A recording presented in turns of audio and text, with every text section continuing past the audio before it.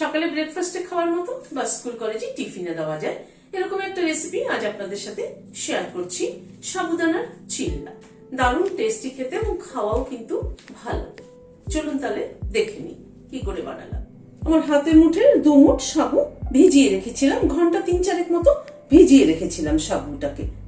একটা grinding jar নিলাম, সাবুটাকে জল সঙ্গে দিয়ে দিচ্ছি কারণ সাবুটার একটা পেস্ট তৈরি করব। সাবুদানার পেস্টটাকে একটা বাটিতে ঢেলে নিচ্ছি। সাবুদানার পেস্টের মধ্যে চালের গুঁড়ো দিচ্ছি, এখানে 3 টেবিল চামচ চালের গুঁড়ো আছে, 2 টেবিল চামচ সুজি আছে। চালের গুঁড়ো সুজিটাকে মিশিয়ে দিচ্ছি, অল্প অল্প করে জল দিয়ে একটা ব্যাটার তৈরি করব।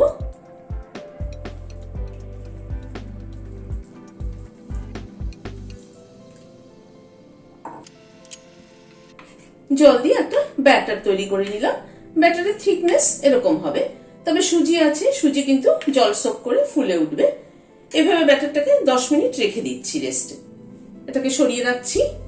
চপারের মধ্যে প্রথমে খানিকটা আদা টুকরো করে নিয়েছি, দিয়ে দিলাম। একটা কাঁচা লঙ্কাকে ভেঙে দিয়ে দিলাম, কয়েকটা টুকরো ক্যাপসিকাম দিয়ে দিলাম, আর একটু ধনে পাতাকে ছিঁড়ে দিয়ে দিচ্ছি।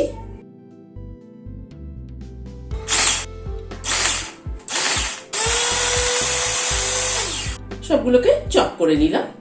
10 মিনিট মতো ব্যাটারটা রেস্টে ছিল। ব্যাটারের কনসিস্টেন্সি কিন্তু এরকমই থাকবে। যেটা চপ করে নিলাম সেটা দিয়ে দিচ্ছি। আদা, কাঁচা লঙ্কা, ক্যাপসিকাম আর ধনে পাতা, খানিকটা নারকেল কোড়া দিলাম, 2 টেবিল চামচ মতো নারকেল কোড়া আছে। কেউ চাইলে কিন্তু এটা স্কিপও করতে পারেন। 1/2 চামচ সাদা জিরে দিলাম, অল্প একটু আজওয়ান হাতে ক্রাশ করে দিয়ে দিচ্ছি। নুন দিলাম পরিমাণ মতো, 1 চামচ চিলি ফ্লেক্স দিলাম। সবকিছুকে একবার মিশিয়ে নিচ্ছি।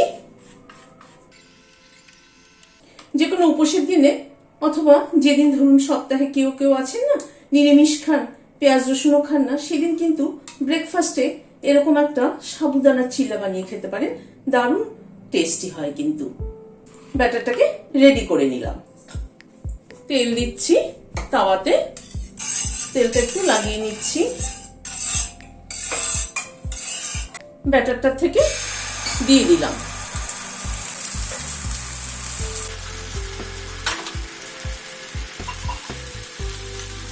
গ্যাসের ফ্লেমটাকে মিডিয়ামে রেখেছি, ধীরে ধীরে হোক।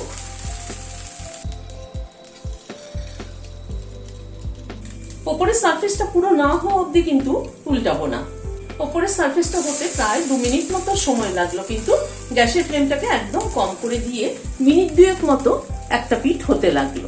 আপনারা চাইলে কিন্তু একটু ঢেকেও দিতে পারেন, তাহলে তাড়াতাড়ি ওপরের সারফেসটা হয়ে যাবে। এই পিঠটাকে একটু চেপে চেপে ভেজে নিচ্ছি। সামান্য একটু তেল সাইড দিয়ে আবার দিয়ে দিলাম। এই পিঠটাকেও চেপে চেপে প্রায় এরকম মিনিট 2 সময় ধরে তৈরি করে নিলাম। তুলে নিলাম, আবার ব্যাটার দিয়ে দিচ্ছি।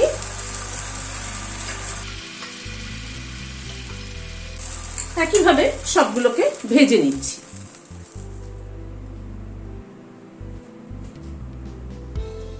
ভিডিওটা যদি ভালো লেগে থাকে তাহলে একটা লাইক এবং সাবস্ক্রাইব করার অনুরোধ রইল। আজ তাহলে এখানে শেষ করছি।